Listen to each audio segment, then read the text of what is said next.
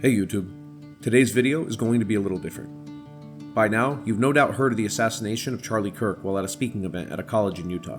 In many of my videos, we discuss the case and try to figure out what caused the crime itself, as well as what could have prevented it.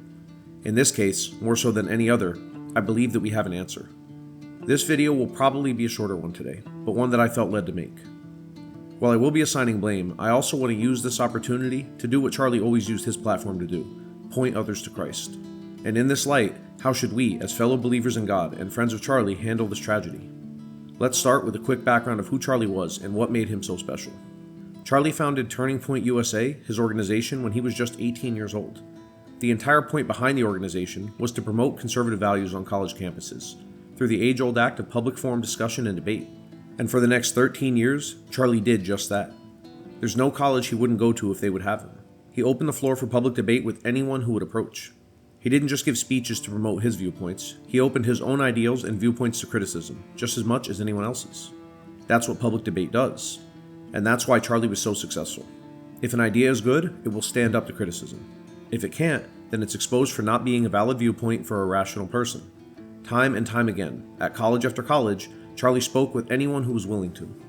As was often seen in his videos, many who argued against him did so from emotion more than rationality or fact. Charlie argued for the sanctity of life, for good morals based on faith in Christ, something our entire country was founded on. Yet he was hated for speaking out against the narrative of the left, speaking against abortion, against how insane the transgenderism movement has become, against policies and ideals that wanted to change the fundamental values of what makes our country so great. Ever since Donald Trump first took office, violence and extremism have become the norm. Not from Trump or anyone on his side of the aisle, largely, but from his opponents, nearly always on the extreme left. Time after time, the media, celebrities, and politicians made calls for harm against him and his supporters, of which Charlie Kirk was one of the most vocal. Here are just a few examples of the calls for violence and unrest made over the years. I just don't even know why there aren't uprisings all over the country, and maybe there will be.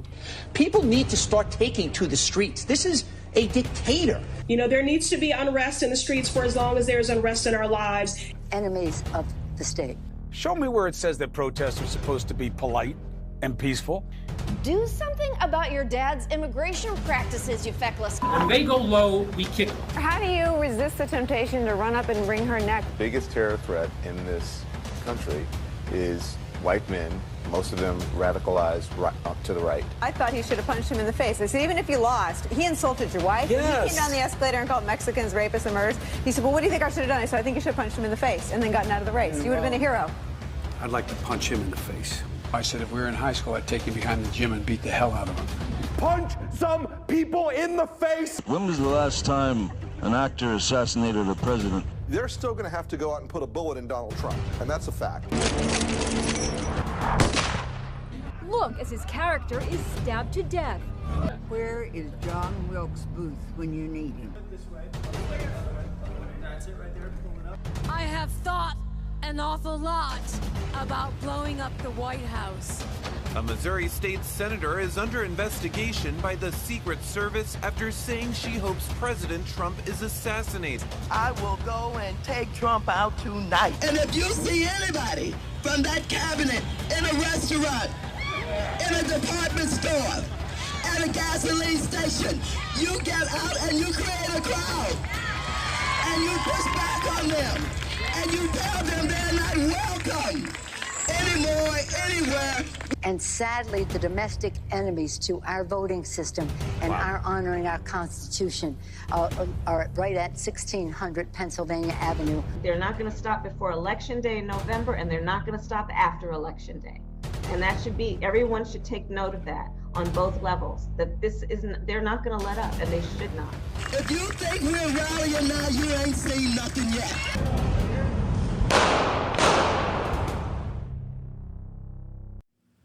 Is it any surprise that we saw 2 assassination attempts on Trump?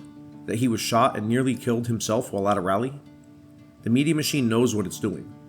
They know that by inciting violence and using consistent hateful rhetoric, that by framing Trump and his supporters as Nazis who want to take your freedoms away, who hate gays and want you dead, that it was only a matter of time until someone was moved to violence. The media knows that the fear-mongering that they do will eventually lead to an extremist, unstable person taking matters into their own hands. They all but put a bounty on the heads of Trump and his supporters. And while there are and always have been examples of extremist violence on every side of the political aisle, the far left is different. They make a habit of violence. Just look at examples seen from Trump's first election. Kathy Griffin holding up an effigy of Trump's bloody, severed head, something that I can't even show here. The Chaz, or the Capitol Hill Autonomous Zone, where during the George Floyd riots, an entire area of the city was cordoned off by protesters. This was an area where police and rescue personnel were not allowed in for weeks, where crime ran rampant. Just look at Antifa, calling for violence on every occasion and chance they had, and justifying it because punching Nazis is okay. They classified people who had different political views from them as Nazis, dehumanizing them and making violence against them not just okay, but a morally good thing to do. I wonder who else from history did that same thing. And don't think this mentality, this disease, hasn't made its way to the highest positions in our government. Just look at James Comey, the former director of the FBI. He posted this picture, 8647, to his Instagram page. This is the leader of the Federal Bureau of Investigation, posting this about a president. 47 being Trump's number as president, and 86 being a common slang to kill or cancel something or someone. Now, some ran to the defense of, well, both sides have done it, as this article shows. In addition to the director of the FBI, an American political activist named Jack Posobiec said it about Biden during his term, posting 8646. And before that, it was Michigan Governor Gretchen Whitmer, posting 8645 during Trump's first term. But is there a difference between any of these? I would argue that there is. In both cases, they're unacceptable. In the case of Whitmer, she prominently displayed a pin that said 8645 during a televised interview. This came just after a package containing the poison known as ricin was sent to the White House, meant for Trump. In the event of the FBI director, it was posted after not one, but 2 assassination attempts were made, one of which came within an inch of taking the current president's life. Both show that they clearly wish he was dead. This rhetoric has been continually shown by the media, celebrities, and politicians since 2016. And after all this violence, we're supposed to believe that this constant barrage of Trump and his supporters are evil and need to be killed didn't somehow have an effect on the most extreme and mentally ill of our population? As I've said, you can see there's been political violence on both sides of the aisle, from plots to kidnap Democratic governors to the killing of representatives. But it seems plain, at least to me, that one of the major driving factors is this rhetoric constantly being displayed by those in power, and especially the media. And so someone decided that Charlie Kirk had to die. They could not best him in a debate.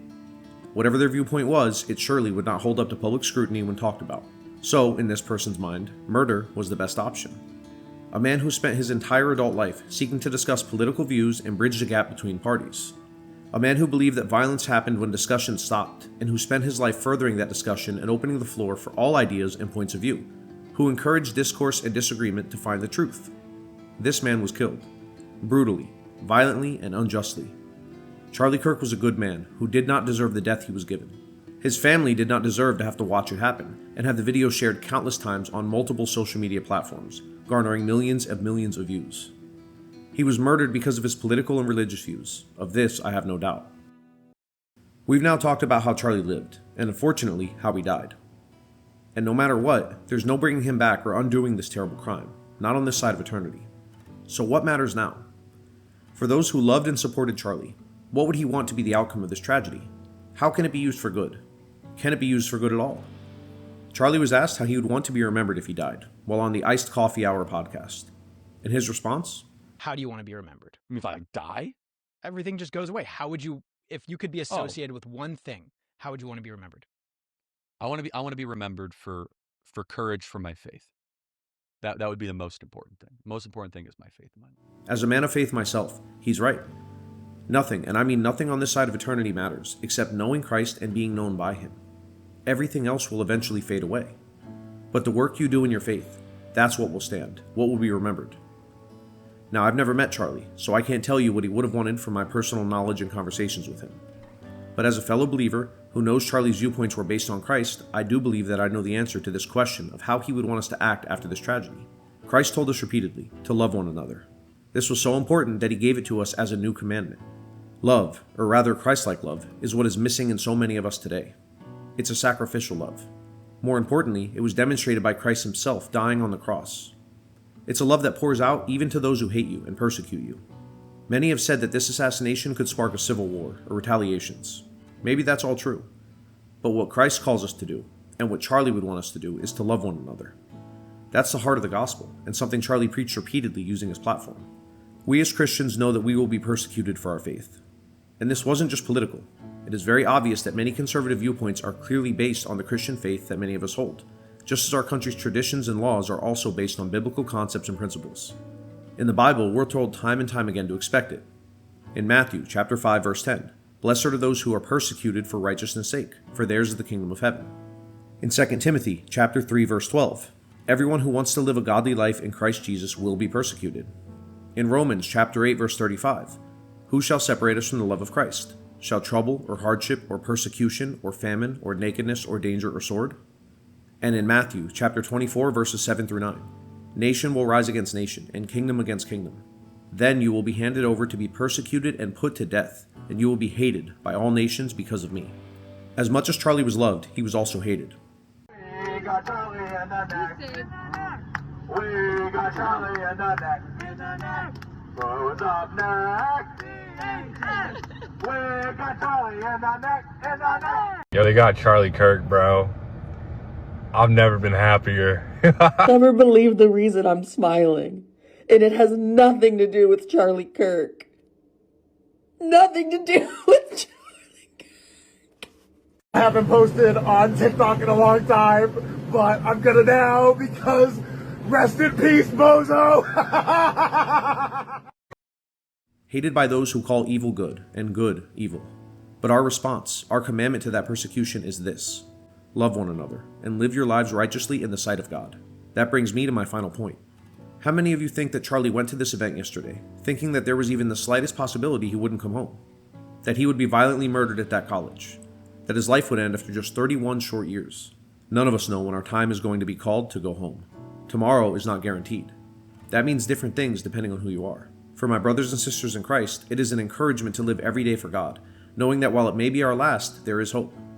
For those of you who don't know him yet, I pray that this would be a wake-up call to you. Very few people have the opportunity to view their approaching death and make arrangements. It often comes like a thief in the night, unplanned, unexpected, and unwanted. So in light of the life that Charlie lived, I encourage you all to live like he did. Put your faith in Christ and live courageously. This assassination was clearly meant to drive fear into the hearts of conservatives. Instead of being fearful, let us move forward with courage. Never be afraid to state your views and stand up for what's right. And never be afraid to talk to people who disagree with you.